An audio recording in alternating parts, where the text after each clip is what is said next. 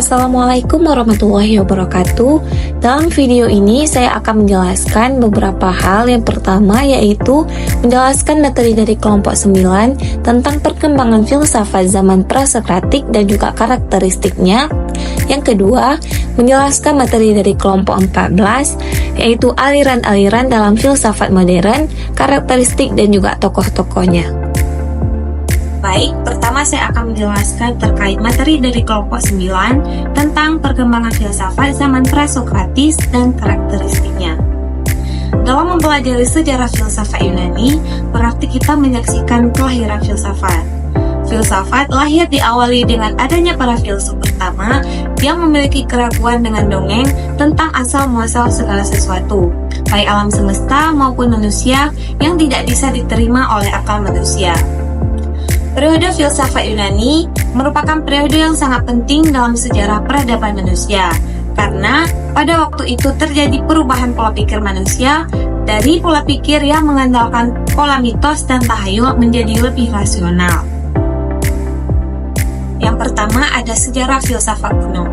Pada abad ke-6 sebelum Masehi, filsafat masih berupa mitologi atau dongeng-dongeng yang dipercayai oleh bangsa Yunani. Masyarakat Yunani memiliki sistem kepercayaan bahwa semuanya harus diterima sebagai segala sesuatu yang bersumber dari dongeng-dongeng, atau dengan kata lain tidak mengandalkan akal pikiran. Filsafat pada masa Yunani kuno terjadi pada abad ke-6 sebelum Masehi sampai dengan sekitar abad ke-6 Masehi. Masyarakat kala itu bersikap kritis terhadap sebuah pengetahuan atau dalam mencari jawaban dari sebuah pertanyaan. Dan masyarakat Yunani kala itu menolak sikap menerima begitu saja jawaban atau pengetahuan yang tidak berdasar dari akal dan tidak dapat dijelaskan melalui akal pikiran manusia. Di Yunani tidak seperti di daerah lain. Saat itu Yunani tidak terikat kasta, tidak terikat oleh paham agama atau terpaku terhadap pemikiran yang disebarkan oleh pendeta, sehingga secara intelektual mereka lebih bebas dalam kehidupannya. Pada awal kemunculannya, bahwa fokus utama dari filsafat pada masa itu adalah berupa pengetahuan mengenai alam semesta, baik mengenai bagaimana alam ini terbentuk dan dari mana alam ini dibentuk. Yang kedua yaitu filsafat Yunani Prasokrates. Filsafat Prasokrates juga dikenal sebagai filsafat Yunani awal, adalah filsafat Yunani kuno sebelum Sokrates. Para filsuf Prasokrates sebagian besar tertarik pada kosmologi, awal mula dan hakikat alam semesta, tetapi penyelidikan para filsuf awal ini mencakup dari cara kerja dunia alamiah serta masyarakat, manusia, etika, dan juga agama.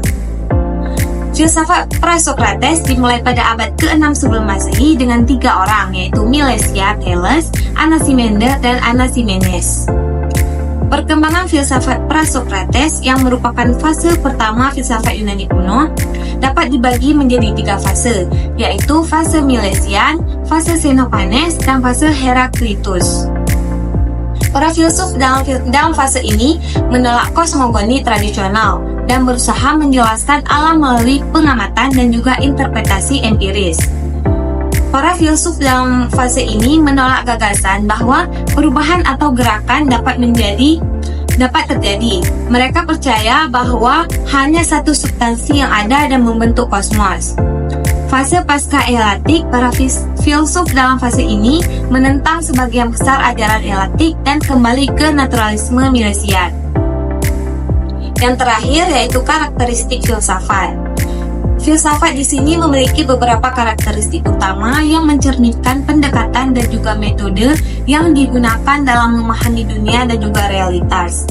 Berikut adalah beberapa karakteristik filsafat. Yang pertama yaitu spekulatif, yang kedua ada kritis, yang ketiga ada komprehensif, yang keempat ada abstrak, dan yang terakhir yaitu analitis.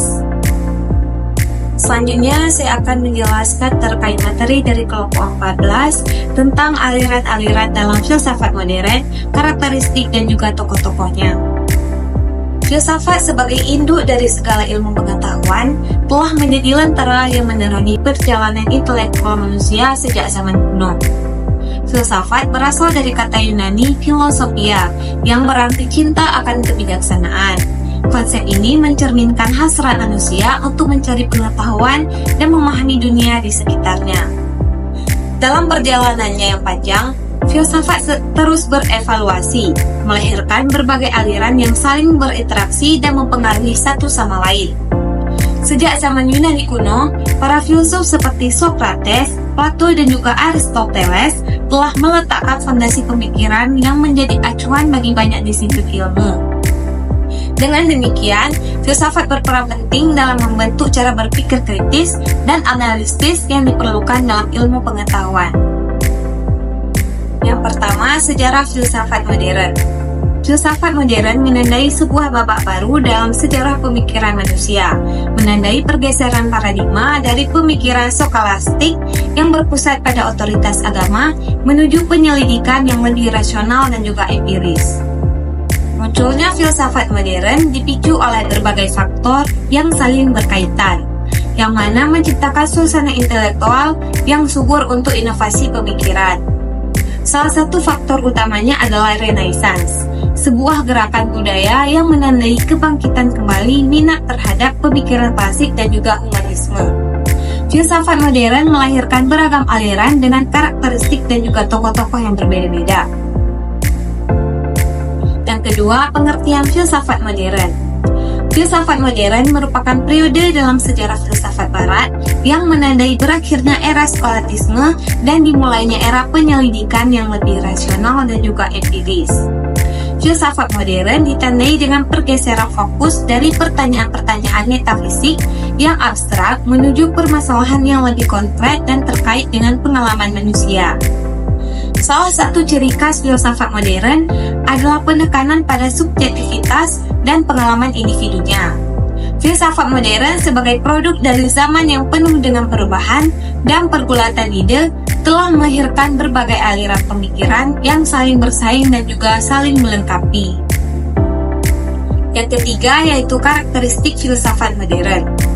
Karakteristik filsafat modern begitu kaya dan juga beragam, mencerminkan kompleksitas pemikiran manusia pada masa itu. Salah satu ciri khas filsafat modern adalah penekanan pada subjektivitas dan juga pengalaman individu. Pergeseran paradigma yang signifikan terjadi dalam filsafat modern ini, di mana terdapat penekanan yang semakin kuat dan juga subjektivitas dan pengalaman individunya. Para filsuf modern dalam filsafat modern ini tidak lagi berpaku pada pencarian kebenaran universal yang bersifat objektif dan juga mutlak, seperti yang sering menjadi fokus filsafat pada zaman klasik.